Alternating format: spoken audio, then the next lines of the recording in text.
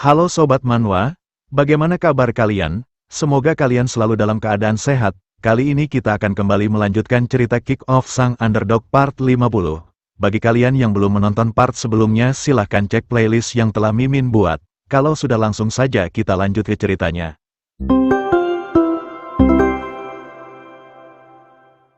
Setelah si Gundul memberitahukan kalau dia akan memberikan tumpangan ke markas geng Hooligans, mereka pun menunggu di halte depan sekolah.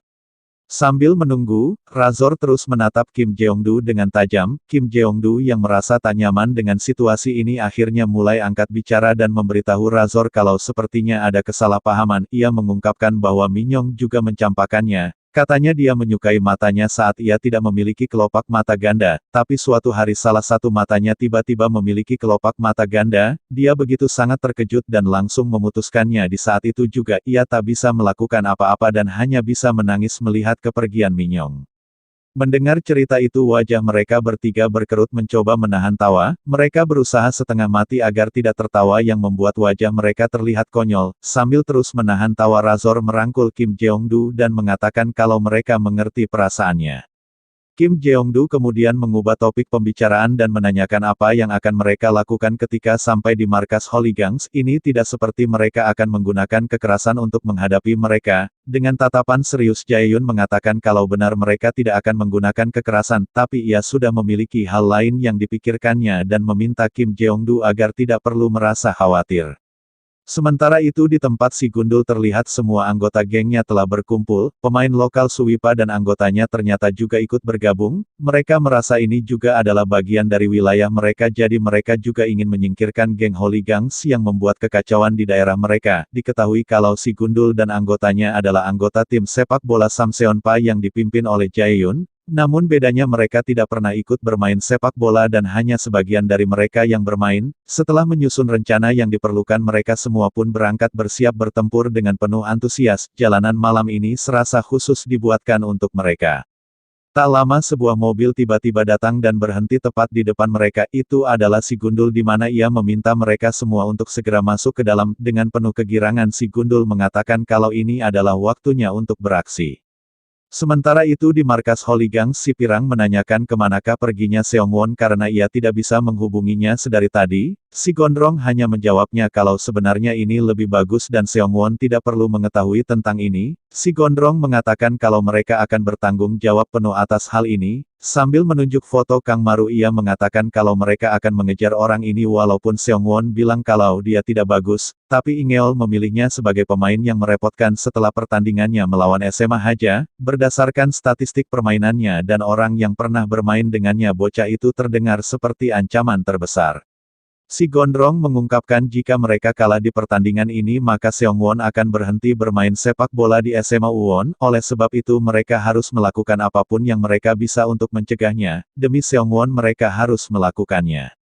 Di lapangan sepak bola SMA Haja terlihat Kang Maru yang sedang berlatih melakukan syuting, ia terus melakukannya selama berjam-jam memenuhi gawang dengan bola untuk meningkatkan kemampuan syutingnya. Tatapannya sama sekali tak memiliki semangat yang sepertinya ia semakin tertekan dengan perkataan Sung Siwo padanya. Tak lama seseorang tiba-tiba muncul di belakangnya dengan begitu misterius, orang itu mengulurkan tangannya yang entah apa yang ingin dia lakukan kepada Kang Maru.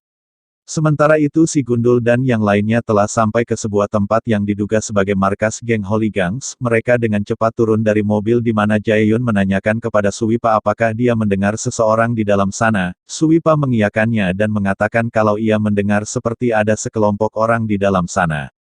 Sebelum masuk Jaehyun berterima kasih kepada Suwipa atas bantuannya ini. Suwipa mengatakan kalau ia hanya ingin melindungi wilayahnya dan lagi pula mereka ini adalah rival sepak bola lokal. Ia meminta Jaehyun untuk bersikap santai saja dan jangan sampai dia melukai tangannya karena dia adalah seorang kiper. Jaehyun kemudian berdiri paling depan memimpin mereka semua dan mengatakan ini adalah waktunya untuk bergerak.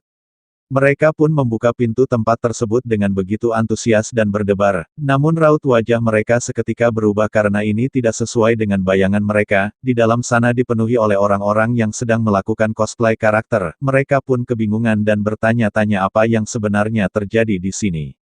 Cerita kemudian berpindah memperlihatkan bagaimana Shin Dong-wook mendapatkan lukanya. Saat itu ia sedang asik sendiri menikmati hidupnya dan kebetulan ada acara rumah hantu yang membuatnya sangat tertarik dan bersemangat. Ia pun masuk ke dalam dengan penuh antusias, namun ia benar-benar dibuat ketakutan di dalam sana. Saking takutnya melihat hantu bohongan, ia pun sempat kehilangan kesadaran. Ia terjatuh dengan cukup keras ke lantai, di mana ini membuat tangannya terkilir karena mencoba menopang tubuhnya. Dan begitulah bagaimana Shin Dong-wook mendapatkan lukanya. Ketika Lee Jae-ho menanyakan apa yang terjadi kepada tangannya dengan penuh khawatir, Shin Dong-wook hanya menjawabnya sambil tersenyum kalau ini adalah rahasia, seolah-olah ekspresi wajahnya menunjukkan kalau ia telah melakukan sesuatu yang besar. Lee Jae-ho pun mulai menangis dan merengek meminta Shin Dong-wook untuk menceritakan masalahnya padanya dan jangan memendamnya seorang diri. Shin Dong-wook hanya bisa memalingkan wajahnya dengan raut wajah penuh kecemasan. Ia bergumam mengatakan bagaimana mungkin ia menceritakan hal memalukan seperti itu.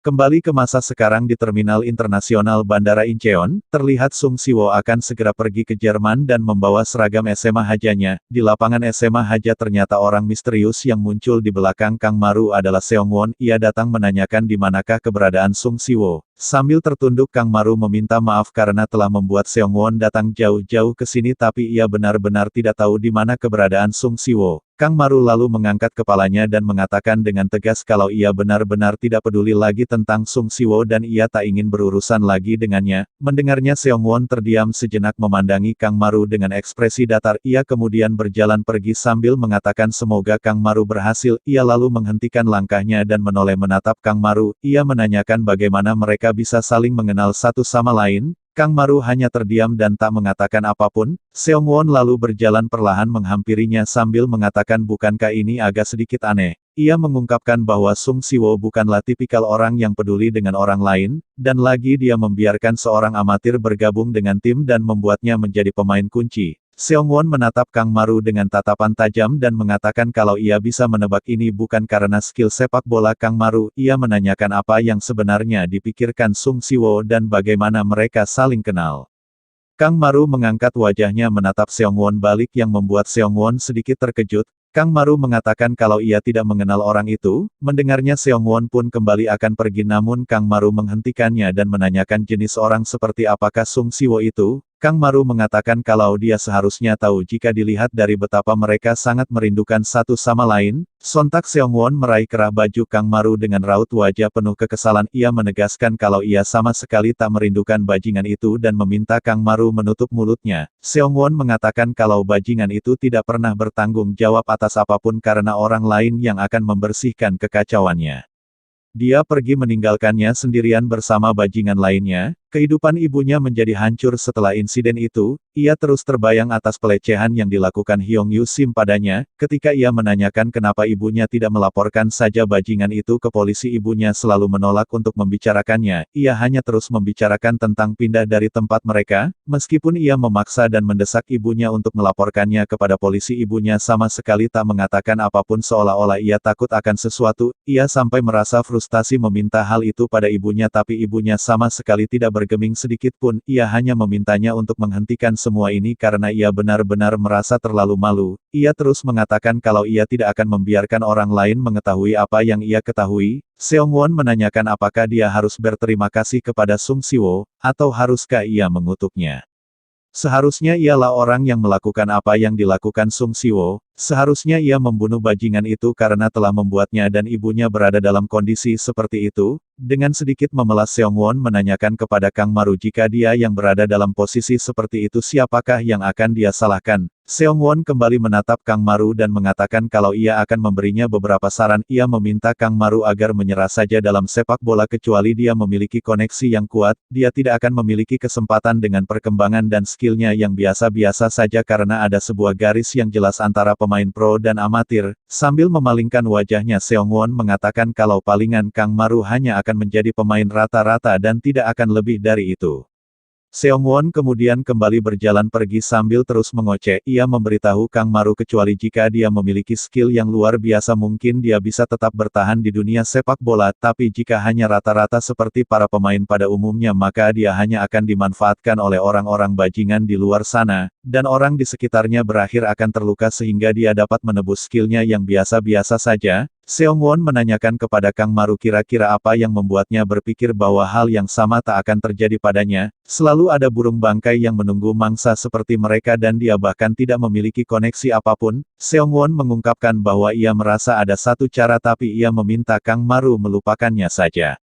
Seongwon mengatakan kalau ia tidak tahu alasan Sung Siwo menyeret Kang Maru ke dalam hal ini, tapi ia berharap dia tidak akan berakhir menjadi korban dari perilaku Sung Siwo yang tidak bertanggung jawab. Kang Maru yang diam sedari tadi sontak mulai angkat bicara dan memberitahu Seongwon kalau Sung Siwo mengambil penerbangan jam 11 ini ke Jerman dari Terminal Internasional Bandara Incheon. Kang Maru mengatakan kalau ia tidak akan pergi karena ini adalah urusan antara mereka berdua. Dengan tatapan serius Kang Maru menanyakan bolehkah dia tahu cara lainnya yang belum sempat Seongwon katakan tentang cara bertahan hidup di dunia sepak bola, bolehkah ia mengetahui cara menjadi sukses tanpa melalui apa yang telah dia lalui, di mana ini membuat Seongwon tersenyum mendengarnya. Nah, sekian dulu pembahasan cerita kali ini. Perjalanan Kang Maru masih jauh, dan banyak hal yang akan terjadi dalam hidupnya. Apakah ia akan mencapai impiannya? Temukan jawabannya di kelanjutan cerita berikutnya. Jangan lupa untuk like, komen, dan subscribe agar kalian tidak ketinggalan kisah seru berikutnya. Sampai jumpa di video berikutnya.